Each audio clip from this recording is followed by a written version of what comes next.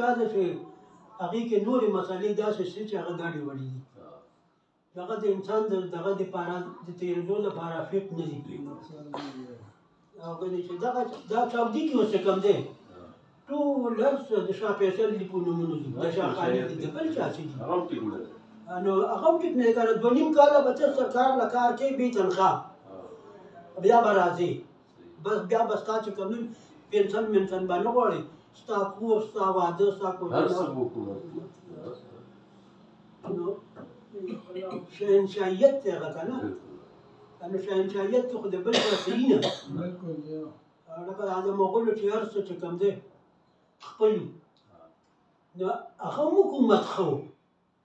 هغه هم جهانګیر بادشاه بیا زنځیر لګولی و که نه وی یاره بیربل ته ویې دا بل هېڅوک نه راځي. نو هغه ورته ویل 2 خبرې دي جي امان سنګ د دی جرنیل و د ټولو افواجونو سردارای نو یا خلک یریږي یا سودهاله دی یا څه ټیک دي یا خلک د راپورټ نه یریږي. بیا یو کار کوو د دې ځایه وی چې کوم دی نو تر دې اګرې پورې وی چې کوم دی نو یو زنځیر لګو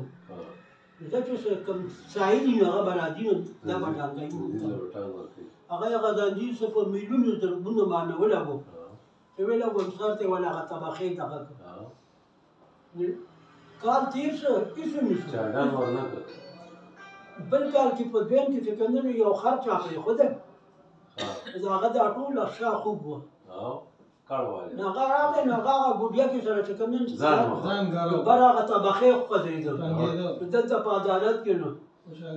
مانسینګ دغه وخت ناست و به ته وي جي کار وشو هېڅوک راغلی دی نو بس یې راولم چې لاړل ویې کتل نو راغی نو ورته ویل صاحبه دا خو خر دی بې دقه خر راوله نو هغه یې راوکړ چې هغه راوکړ چې وکتل ورته نو ملا یې ټوله سپینه شوې وه چې د دې مالک پیدا کړي مالک ورته پیدا کړي استاد نو هغه ورته ویې او پیدا ولې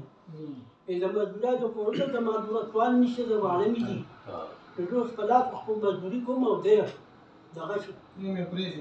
ښه دا بیربل ته مانسینګ وایي وایي د دې ښه فیصله دا ده د ښار له به غنم خوشبوي پیو کې هغې به سهار او ماښام مړوي او هغه له یې چې کوم دی نو نور 2 خره واخیستل په دې باندې مزدوري کوم دې چې جوړ شي نو بیا هغه چې 2 میاشتې تېرې شي هغه خر بیا تاسو وکړه بیا ښه شو نو هغه یې تحقیق نه راغی نو وویل دی نو هغه یې به چې کوم دی نو هغه یې به ظلم نه